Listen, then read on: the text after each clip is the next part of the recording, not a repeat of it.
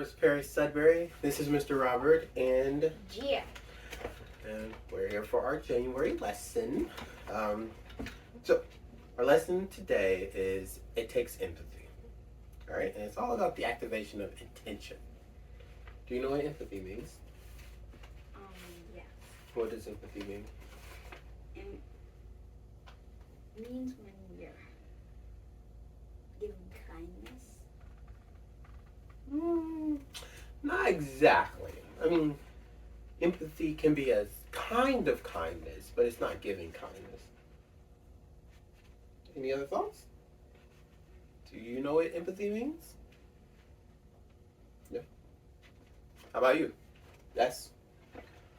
Okay, so empathy is the ability to put yourself in someone else's place or in their shoes, where you can feel what they are feeling. So if someone falls, you may feel a sense of embarrassment or sadness in yourself because you're imagining what it would feel like for them, what they are thinking. So to empathize with someone is to allow yourself to feel their emotions or the emotions that you assume they are likely to feel. Do you understand that? Yes. I'm sorry? Yes. Are you sure? All right. So, like I said, our theme for January is living with intention. When it comes to intentionally going about social change, one of the key things needed is empathy. When we are able to empathize with and have a personal experience around a social equality, it activates our intention and our desire to change things. So, like, if we don't understand or attempt to understand what someone is feeling or going through, especially when there's a level of inequality or injustice, then it won't allow us to want to change it. We just sadly won't care enough. So, empathy is an important part, and it activates your intention, and it activates your need and want to make a change, to make it better for people. And that's why empathy is important. Do you understand that? Yes. Do you understand that? All right. So, as always, we will start with our chalice.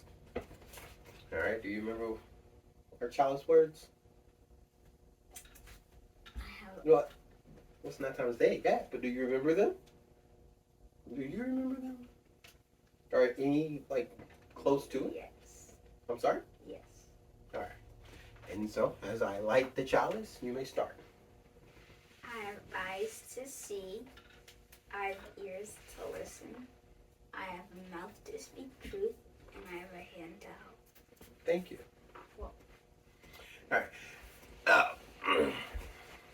So one of the ways that we are going to discuss the idea or explore unfairness to kind of activate our intention is by reading this book called New Shoes by Susan Lynn Meyer. New Shoes by Susan Lynn Meyer.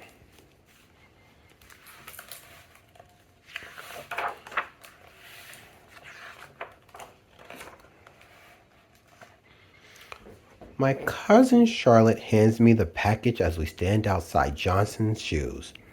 If you could have any shoes in the window, I ask, which ones would you choose? Those, Charlotte says, pointing to red sandals. What about you, LMA? Today, I choose saddle shoes. They be just right for the back to school. But I know full well it's just wishing. Money's too tight for new shoes.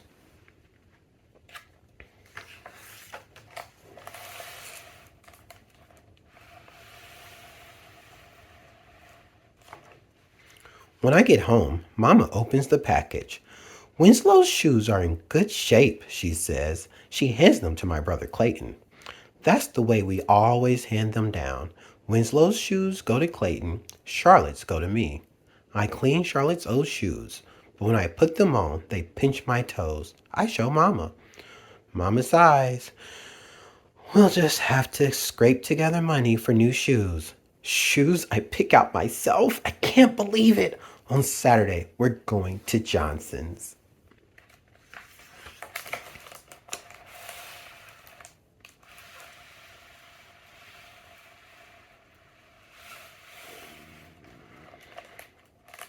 On Saturday morning, when we walk in, the bell jingles. Mr. Johnson looks our way. Behind us, the door jingles again. A girl with yellow curls walks in with her daddy. Mr. Johnson heads toward them.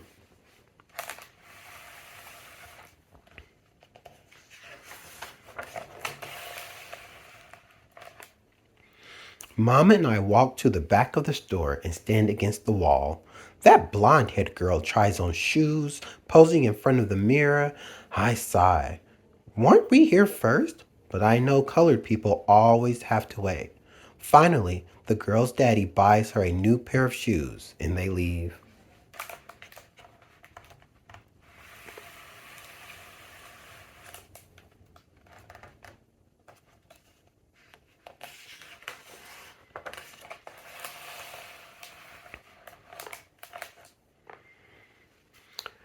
How can I help you now? Mr. Johnson says to us. I point to a display of saddle shoes. I want to try those on, sir, I say. I hear Mama sucking her breath. Oh, we'll do something different, Ella May, she says. We'll make a picture of your feet for Mr. Johnson. But, I start to say, pencil and paper are over there, gal, Mr. Johnson says to Mama.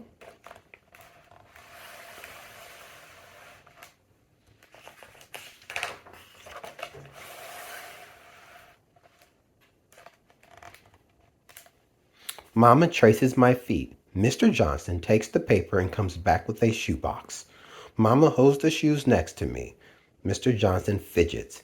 Yes, I think these will fit, Mama says, and she counts out money.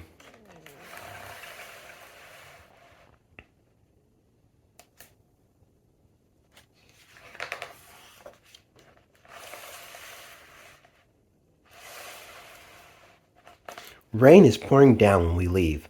Mama snaps open her umbrella. Mama, I say, can't colored folks try on shoes? Mama sighs. No. But then she puts on a smile. Let's think about how nice your feet will look for school. I like my shoes, but it isn't fair that the other girl can try them on and I can't. Mama and I walk on together, listening to the rain.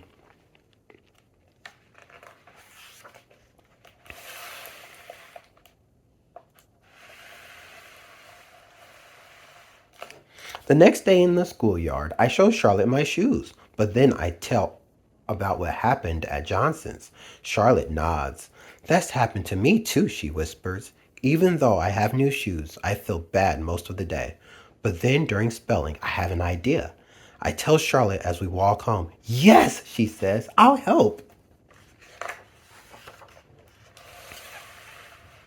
So Charlotte and I do chores. We scrub, we pick up the last green beans, we mind babies. Most folks say they can't pay much. Never mind, I say. We'll work for a nickel and a pair of outgrown shoes.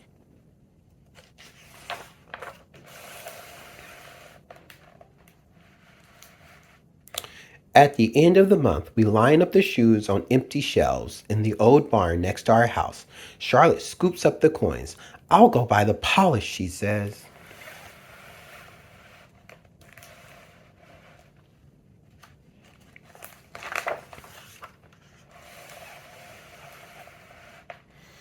While she is gone, I clean the shoes with soft rags. Then I pull out all the dirty shoelaces. I wash them in lots of soapy water until the water squeezes off them clean. I hang the laces on the clothesline to dry in the sun.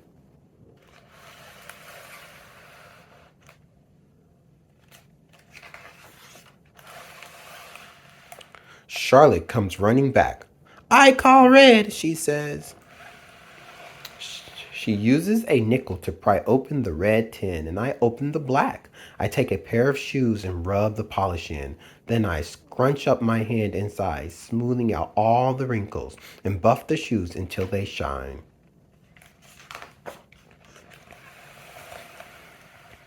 The sun has dried the laces now. I thread them back through the holes. Charlotte holds up the shiny red Mary Jane she has been buffing. Almost as good as new, she says proudly.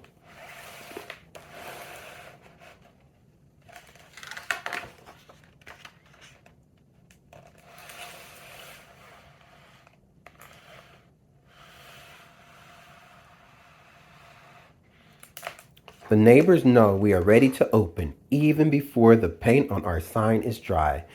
LMA in Charlotte shoes, it says. Price 10 cents and another used pair. Mrs. Douglas peeps in the barn door holding little Laura's hands. Right behind them, I see more neighbors coming.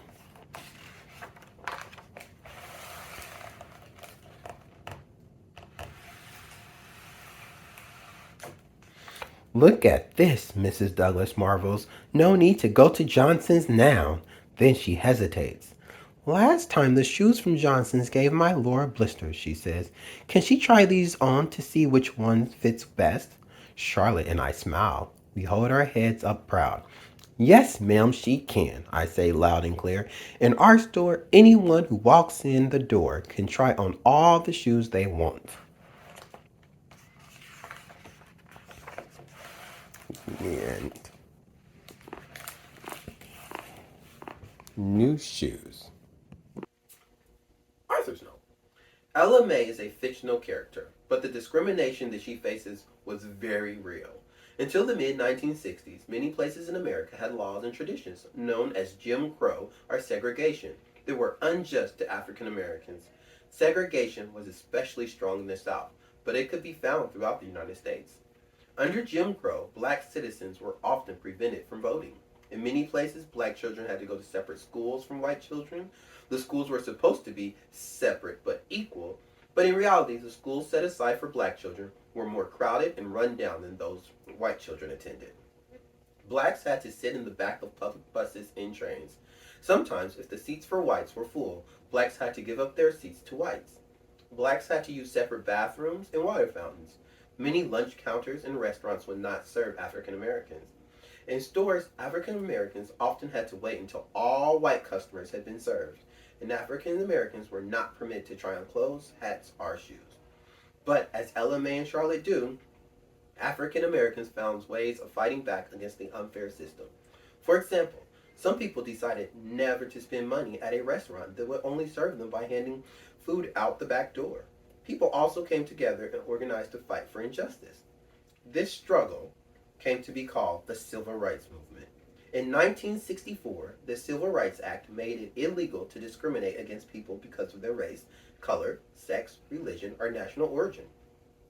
The Voting Rights Act, passed in 1965, protected the right of African Americans to register and to vote. A note about the language. This story is set in the 1950s, so Ella May describes herself as colored. But language changes over time, and today she would describe herself as black or African American. Thank you. What do you think of this story? It was a good story. What was your favorite part of the book? The hero part is when they made their shoe place. Oh, when they decided to create their own shoe store? Mm-hmm. What about you? What were some of your favorite parts of the story? If you couldn't try on shoes, what might you have done? I would ask why. Oh, question. All right.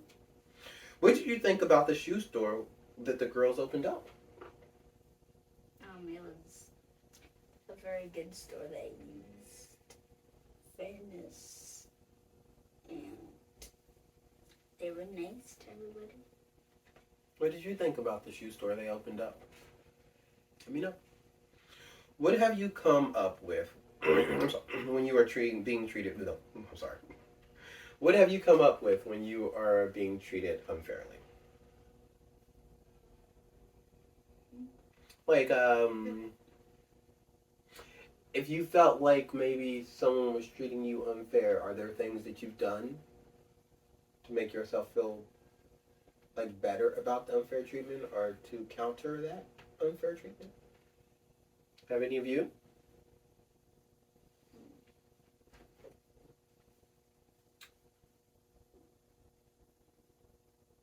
I think I have. I'm sorry? I think I have. You think you have, or okay? What do you think you have done or come up with? To try and make it fair, or for like a different game. Oh, so like in a game, you may have changed the game. If you thought someone was playing unfairly. Okay, that's a good way to go. I'll put a link to this story as well if you're interested at all.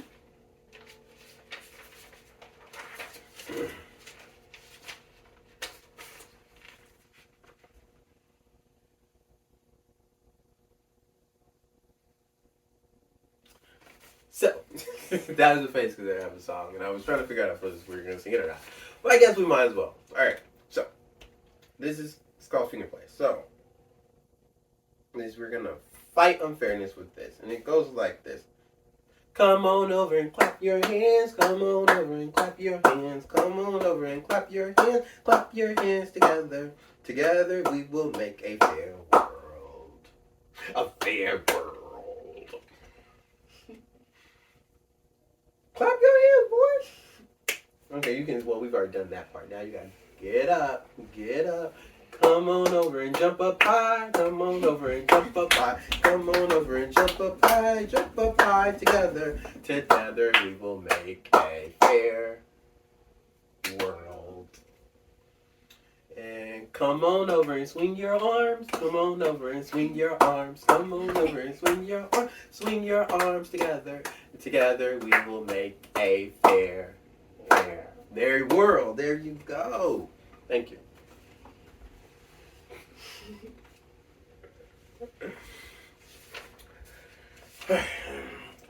I'll also put a link into behind this about a game that I wish we could have played in person, but maybe another time. It's called Unfair Candyland, and it'll teach you how to play. It gives you an idea of what it's like when things are stacked against you in an unfair world, and why we as people who care should have empathy to lead us to the intention to make active change. Well, that is all for today. You have any questions or any thoughts? I thank you for coming and joining us and listening. If you want to say anything, feel free to email or send a message on the Facebook page. And until next time, bye. Bye. Let's put this out. And, oh, stop. I forgot. Before we do that, we're back. We forgot to do our milestone. So, what is your milestone? What is a joy or a sorrow? We're going to do joys or sorrows for milestones today. With it, so something that has happened in the past that brought you joy, like within the last a week or so, or something that brought you sorrow, or something you're looking forward to.